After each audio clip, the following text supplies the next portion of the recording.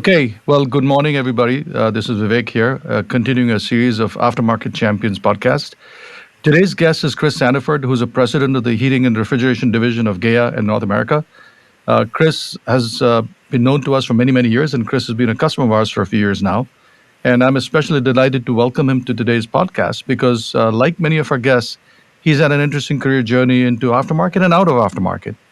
And so I wanted to invite Chris to kind of share his story, share some of the learnings through the aftermarket experience that he had, and kind of get some insight into what he's thinking about, not just career next, but the role he's playing today as a president of the HRT division of GEA.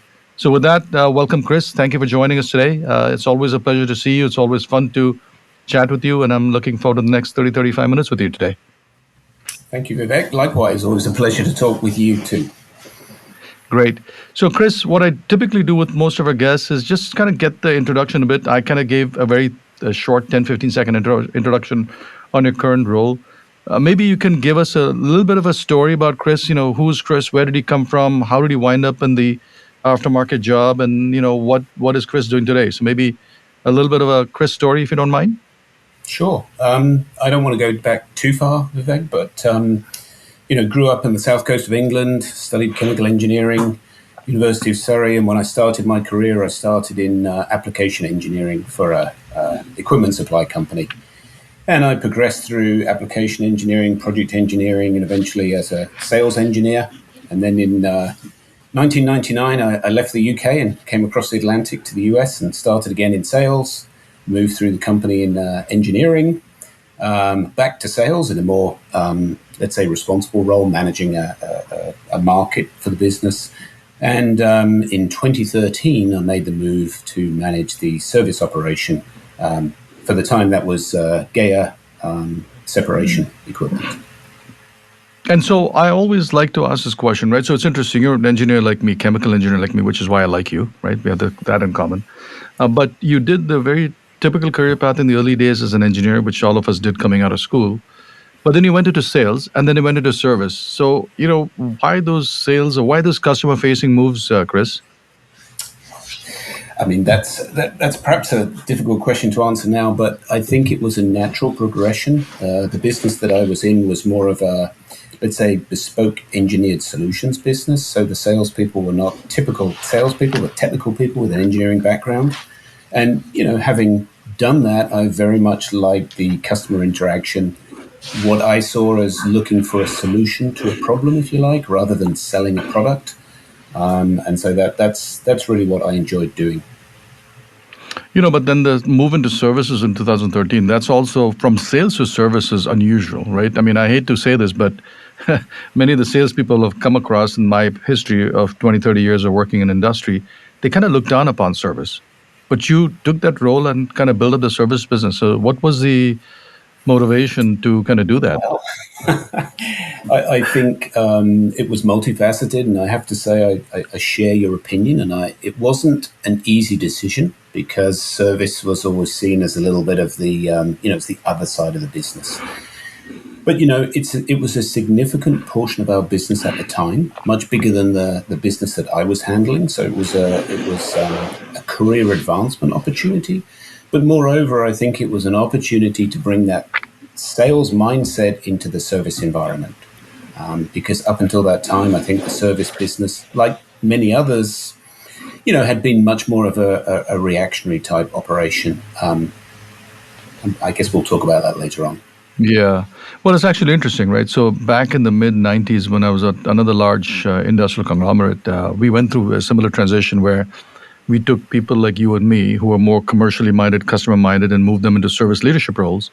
And the intent or the thesis back then was like, look, service has to stop being a reactive wrench turning business into a proactive customer oriented customer success kind of mindset. And that's why I thought that was actually interesting that you came from sales into service or into aftermarket.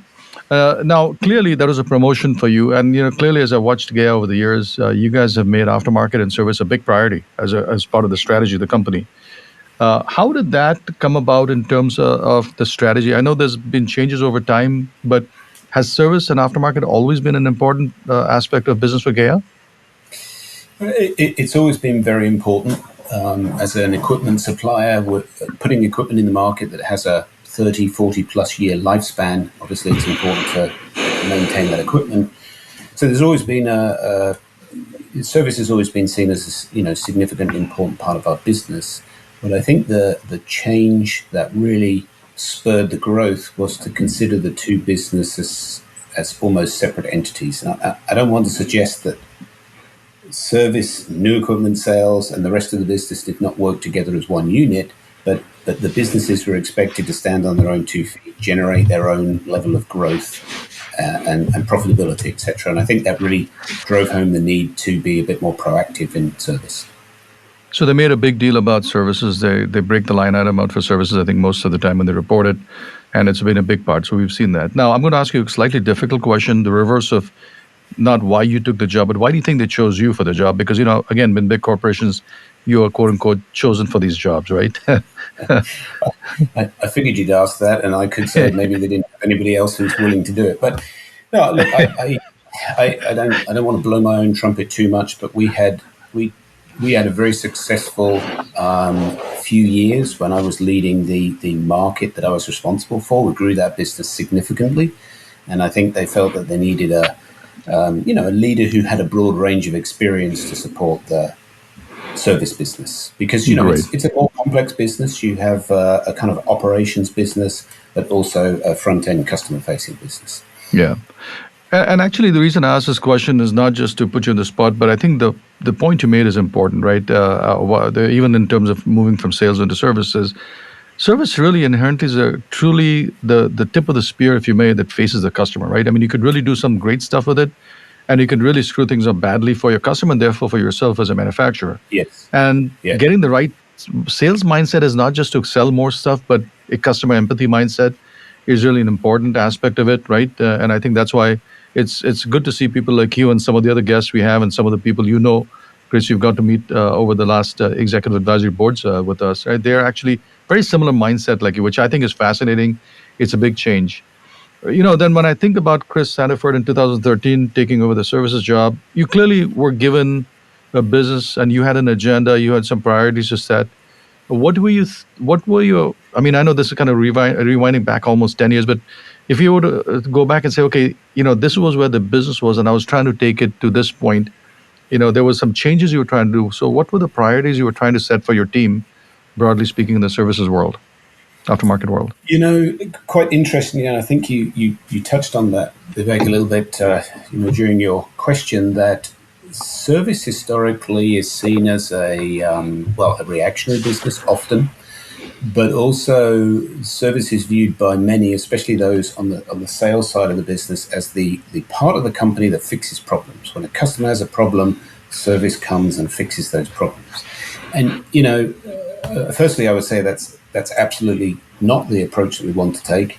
And secondly, I would say that often is what drives this, perhaps a little bit of negative feeling, because whenever there's an issue or a problem, it's pushed to one part of the business. And if it's not solved immediately, okay, these guys are not performing. And I think what we really tried to do, other than having a customer-focused approach, was really to say, the service business, if you think service is about fixing a problem, then you already have created your problems. And service, to me, may sound like a cliche, but I always say service is about customer experience. We've sold this nice, shiny new machine, but it's going to sit in that customer's facility for the next 30 years. And when he comes to his decision about replacing that or buying another one, he's going to think about his experience over that time.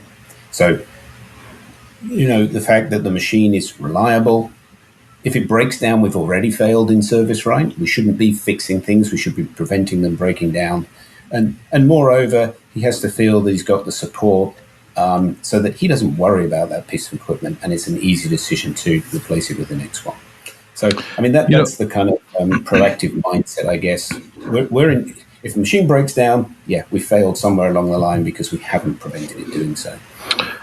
What you said is actually an important aspect that gets overlooked almost every time I talk to these companies, right? So the notion that service is the one team that your customer and the user sees more often than anybody else through the life cycle is a largely overlooked fact. And the fact is that if you don't train the service people well, in not just in the proactive and preemptive repair or maintenance, but in terms of how to handle customer issues, right? That leaves a Mhm. lasting impression. I mean, look, the imprints on people's minds about how people were treated are not, and that is a big bearing on the future's purchase again, if you may. And I think that's an important learning or important observation you made, which is in terms of how people ought to think about service. So I really like what you just said, and I think that's an important lesson for most people. So I one of the think other Vivek, things, sorry, go ahead. if I may pick up on that point, I Yeah. think your point's very well made about frequency of contact. And historically, your new equipment team drives the relationship with the customer. They're usually talking to the customer at a higher level. But service is the part of the business that's in frequent contact, would be in contact on a quarterly, biannual, annual basis for 30, 40 years. And so really it has the opportunity to build up that strong relationship with the customer. And our generally new equipment sales folks, I mean, of course, they build a relationship, they maintain contact with the customers, but they have a lot of irons in the fire and they can't necessarily be there as frequently. So I think we have an important role to play in promoting that relationship. Yeah, and I think that's something I've been trying to emphasize with many of our customers, and in some of the work we talk, not necessarily customers, but hey, this relationship you build with service is a big deal. Don't overlook it, and use it for the best part you can for your business. So, the other thing we've noticed over time in the last definitely last 2 3 years, Chris, is as we spend time with both prospects and customers like you, I asked you the question about transformation in terms of what priorities you're trying to get. The big thing I've realized is there was a transformation you did. They got a sales oriented, customer oriented person in this service job. So there had to be some changes to happen. And one of the things we started putting together is what we call an aftermarket maturity assessment or aftermarket maturity framework. Candidly, like you said earlier, you're reactive, responded to service requests, service calls, or whatever it might be, on the way to being more proactive and preemptive about how you intentionally work with your customers to maximize the value of that asset out there. So that's, broadly speaking, it's a transformation journey, whether we acknowledge it or not. But there's also means that there was a what I would call a maturity level before and a maturity level after, right? And the maturity level before, most places that I see is, again, we like to make up our own framework, so we call it a framework of level one, which is you're just Mhm. reactive. People are inbound order takers. They don't do really proactive thinking, and it's all just break fix kind of things mindset. All the way to nirvana, which is proactive, preemptive, predictive. Where were you guys in that journey, and how did you move up those levels? I think, I mean, it's thinking back now, I wouldn't say the business was wholly reactive, but it was very much reactive. And, actually, Vivek, when I think about that transition from sales into service, my biggest concern was that I would spend my evenings and weekends answering calls from customers because they were upset about something. But the reality is, when you start to take this proactive approach and you initiate the contact with the customer, you drive the business, of course, that doesn't happen because it's our job to prevent those problems happening. So, I mean, that's where we were. We moved that business in a way that, when you consider a service business, which is in our case more than 50% of the annual revenue for the company, it's really a little bit strange when you say that, well, we've got a whole big service team promoting our new equipment, sorry, sales team, but we don't have a sales team promoting service. This is big Mm, business with customers. We need to get mm, out there, talk to people, discuss their needs and wants and so on. So that was one big change to actually promote a sales activity. And I think the other part of the approach is really trying to capture a larger portion of the business because, again, a reactive business, you get a lot of phone calls from customers. They want to buy spare parts or ad hoc service, and that's great. Spare parts are pretty lucrative for most companies, and the risk is low. But of course, now we're selling a commodity. We're open to a lot of potential competition from the grey market and others, and moreover, we don't know what happens when those spare parts leave our possession, right?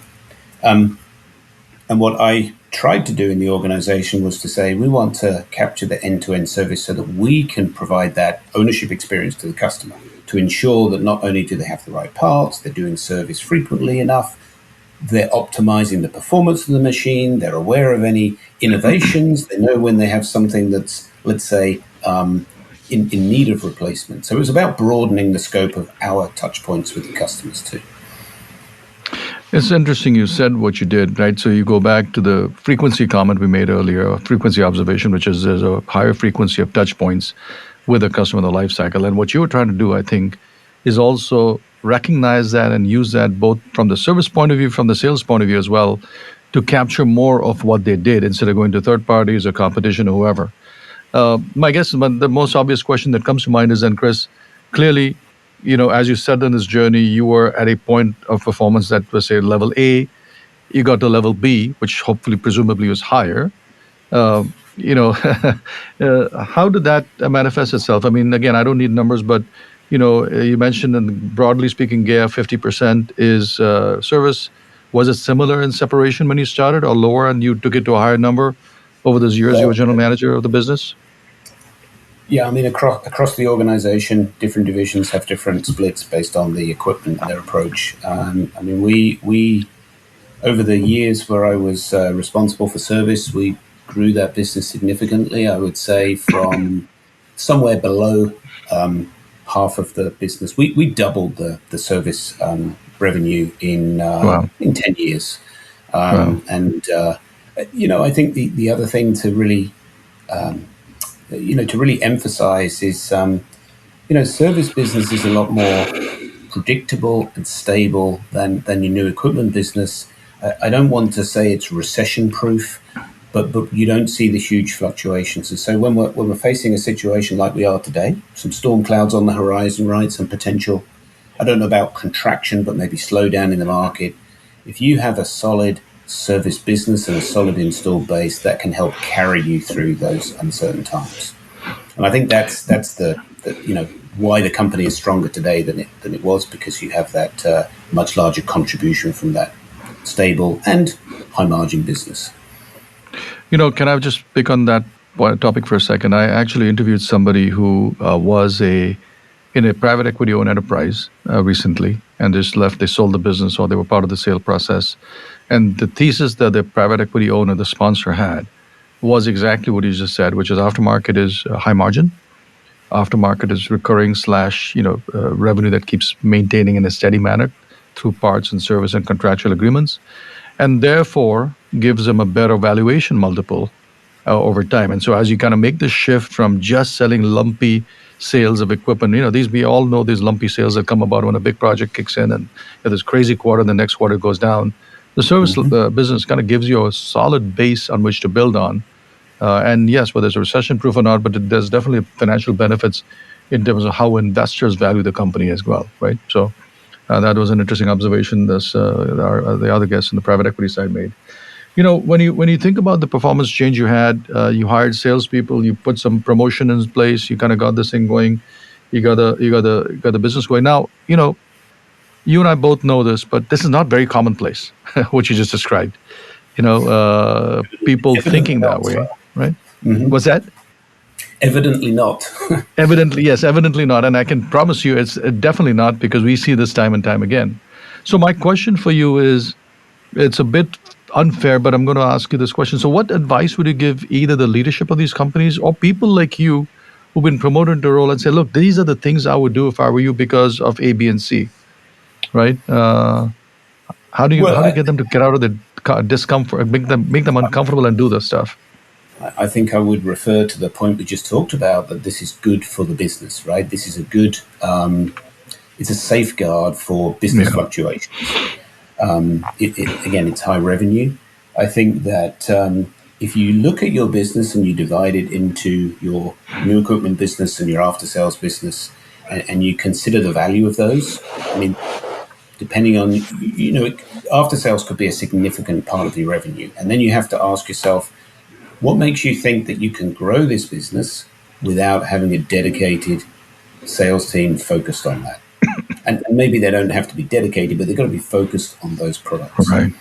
And thereafter, I would say, think about what the customer needs, because more and more we're seeing customers who, like us, they struggle to find service people, they struggle to find maintenance people, they have budgets to deal with, headcount cuts, and all that, and they are less able to take care of the equipment that they have. And so, if we can offer a broader range of services and really help them to optimize their business, not just keep the units running, but optimize the performance and get the greatest value out of that, now we're really providing value to our customers. So that's about broadening the scope of service, not just spare parts and wrench turning, but it's really about making sure that ownership experience from beginning to end is the best one for the customer, and that they get the best value out of the equipment that they bought. You're a very typically modest chap, Chris, but I was hoping to get a very selfish answer that said, "Look, the performance of the business was so good that you can use that as a stepping stone to really showcase your leadership jobs to say how you took a business from A to B, right?" And in some ways, candidly, that was a setup for you to get promoted to the president role that you had, right? You did these customer things, you build the commercial side of the business, you use the customer experience journey to kind of make your customers stickier or more prone to go to Mm-hmm. GEA. And that has an impact on the performance of the business. And look, I was a corporate guy like you a long time ago. Performance gets recognized in terms of promotion capabilities or promotion times. And to me, that's actually one of the interesting ways to do it, right? And I actually look at this journey you've been on to say, look, you took something, you made it better, and therefore you got recognized for it in terms of a new promotion. So again, you're modest, but I think I look at this as saying, hey, there's a different way to become a corporate hero through the aftermarket business, right? And that's kind of one of the Absolutely. lessons here. Yeah, I mean, can I say money talks? We drove a lot of Yeah. revenue, but I think we were able to implement, not only implement, but also promote, drive corporate corporate wide initiatives that really pushed our service business in the right direction. So we took the initiative and really pushed ahead and tried things that maybe more traditional service businesses would not do. And I think that gets some attention, right? We grew because Yeah. we did the right things. It wasn't just luck, but of course we had a good team who were focused on the right things as well.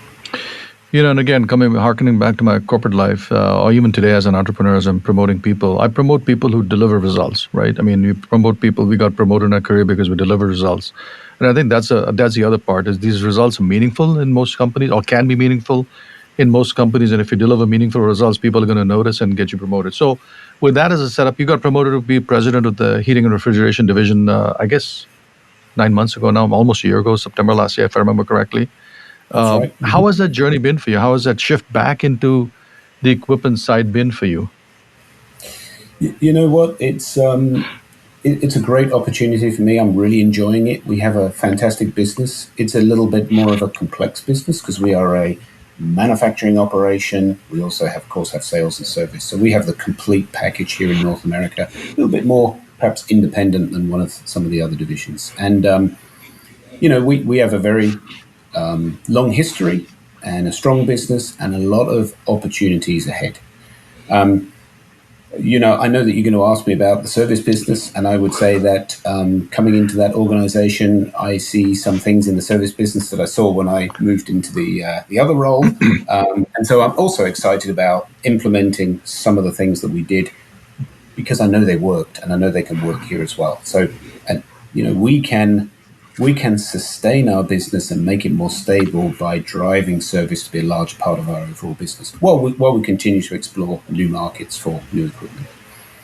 When you think about, you've been, like I said, almost a year now, and you mentioned some interesting things in the experience and services, right? You talked about customer facing, empathy, and understanding the experience. You understood the value of letting the customer sleep well at night through some of the stuff you did proactively and preemptively to so versus reactive. You talked about putting a commercial mindset despite all these customers things. You kind of have to think about making money and growing the business. And we talked about performance, right? I mean, at the end, performance is what gets you promoted. Have you been able to translate those lessons, or are you beginning to implement those lessons into your new role and new division now, or is that some of these are already there that you're just trying to enhance?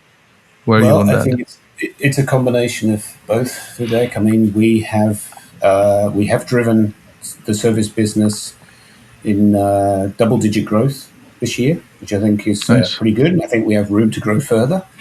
Yeah. I think we've also, with the help of some really good team members, we've made it clear that service is not they don't sit in the basement and take the phone calls, right? They are part of leading the charge in our business, part of, driving sales to the customer. And what we are trying to implement and what we will implement is a much more proactive and data-driven approach to service sales, because there again is an area where I think we have room for improvement. Excellent. Now, when you think about the next couple of years, 2 3 years, if you may, in terms of the heating and refrigeration business, what are the priorities you've set for the company? What are the leadership experience you've taken from aftermarket and service over the last decade into this new role? Is it shifting things in terms of priorities, or kind of enhancing these things a bit more? Yeah, I think it's a little bit of both. I talked about data-driven sales, and I really think there's an opportunity across the organization to be a little bit more, data-driven, right? Let's Yeah. let's shift our sales approach away from being the kind of ad hoc, dashing in all directions, squirrel chasing a shiny ball, to saying, let's be data-driven, let's be focused, let's be organized, right? Let's also consider some innovative approaches. We did some things in service in my previous role that had never been done before, or not in that way by us. And I think we have an opportunity to do that here. And so, again, it's really about implementing some of the things we did in the past, but also taking advantage of some of the particulars of this business, which is in a slightly different part of the industry.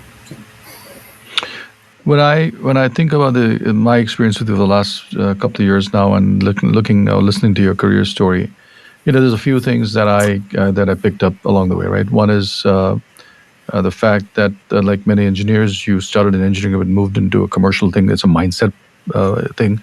By the way, I call myself a failed engineer, and my wife will concur heartily with that. Which is, I studied engineering, but does no means I'm an engineer. I'm very much a customer first, people first kind of person. So I think that's a big part of it, right? Kind of getting into the business that lets you be your people person. You are commercially minded, as in trying to figure out how to grow the business, and then you're trying to make sure that you're delivering service, because at the end, those long relationships are what gets you repeat business over time.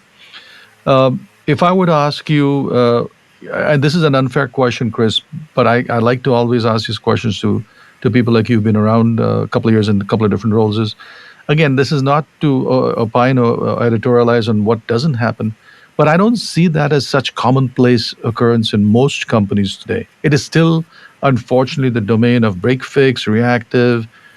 Yes, it's there. I wouldn't say an afterthought, but almost, right?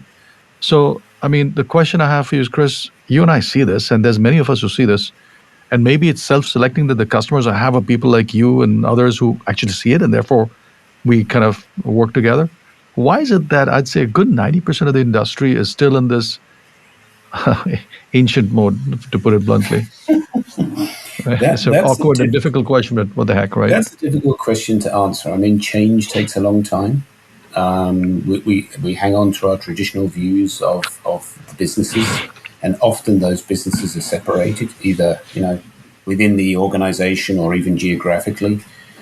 And I think you touched on this at the very beginning, right? The customer focused, I don't know, relationship orientated people don't necessarily see service as an opportunity to grow their careers. And no disrespect to anybody in the organization, but often service business is populated by people who have always been in service, and consequently that the idea of change is maybe a little bit of a challenge. So I think it's about mixing people up as well as recognizing the opportunities. It's also about it's really about knowing your data as well, because Right.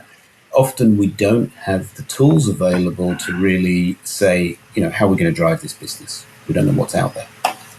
Yeah, and I think that you're right about these things. And I again go back deep back into my career, 25, 26 years ago, at the large conglomerate I was at. They made an explicit decision to start taking the best and the brightest and move them into service, because he knew that without that, you would never get the change that they wanted to get done, right? Which is, once you put the leader in place. I mean, as I say, maybe there's a wrong phrase, but the fish rots from his heads down. But the same token, the fish grows, or the body grows from the head up, right?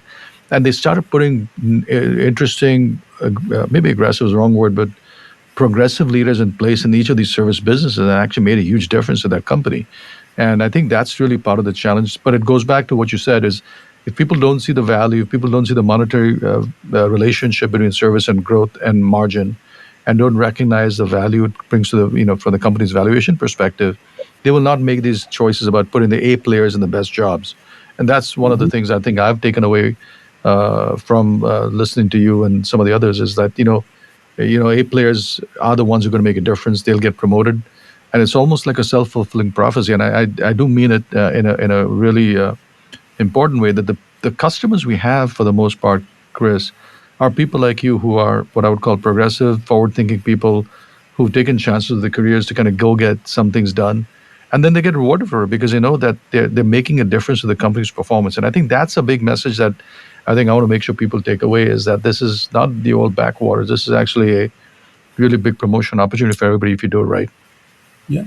And of course, I think people who've had a long career in service also have something to offer the company in other groups. So it's important to get that exchange both ways. Um, I have heard it said many times by people who have expected something different from that. Well, we sell equipment, and when they need service, they have to phone us. Okay. Well, that's great. It's great that you have a business where you don't have any competition, but think about what that means for customer experience, and think about That's what it right. means when the competition arrives, right? You're not set up to tackle that. And that could happen overnight. History is littered with companies who took that kind of approach. And then furthermore, when we talk about what we want to do in terms of customer service, who do we compare ourselves with? Are we comparing Right. ourselves with our competitors in the same industry? Or are we comparing ourselves with those people who are at the top of the customer service ladder, right? And Right. typically they would not be industrial companies, they might be consumer goods companies, but why don't we look at what they do and try to bring some of that into the industrial market? Yeah, I agree. And I think it's a mindset shift. Well, Chris, it's been an interesting 30 minutes to talk to you, but I'm going to do, as I mentioned before the call, that, I get inspired. I'm inspired by Guy Raz and his famous How I Built This series, and now a whole bunch of spin-offs. And I love the question he always asks at the end of the show, right? Chris, you look back at a career, and how much of it do you ascribe to luck? And how much of it do you ascribe to Chris's brilliance, right? Innate skills. I'll give you an honest answer. I mean, look, a lot of things in life are due to being in the right place at the right time. But it's also about knowing that you're in the right place at the right time and seizing the opportunity. So, of That's course, right. it's a balance. It's a balance. That's right. No, I agree with that. I mean, I think there's always, I look back sometimes in my career and say, man, I was in the right place at the right time. And I got that break. But like you said, I took that break and ran with it, right? And that's a big Yes, or you can difference. put yourself in the right place at the right time. So you have control over your own destiny, but of course, That's the right. environment conspires to support that. That's right. Well, excellent. Well, Chris, this was a great conversation. I think I took away a lot from it in terms of the focus on customers and experiences, the ability to think commercially, the and making sure you kind of have the touch points and take advantage of them over time. And at the end, like you said, you put yourself in a position to win. You drive the performance, and that performance gets recognized to give you chances to go get promoted. So this is a really, really good conversation. I enjoyed it. I'm sure listeners are going to take a lot out of it. So I really appreciate you taking the time today, Chris, to spend important part of your day with me today. So thanks for your time today. Thank you, Vivek. Always a pleasure, and I hope it was interesting for you and the listeners. Yes, thank you so much. Bye bye.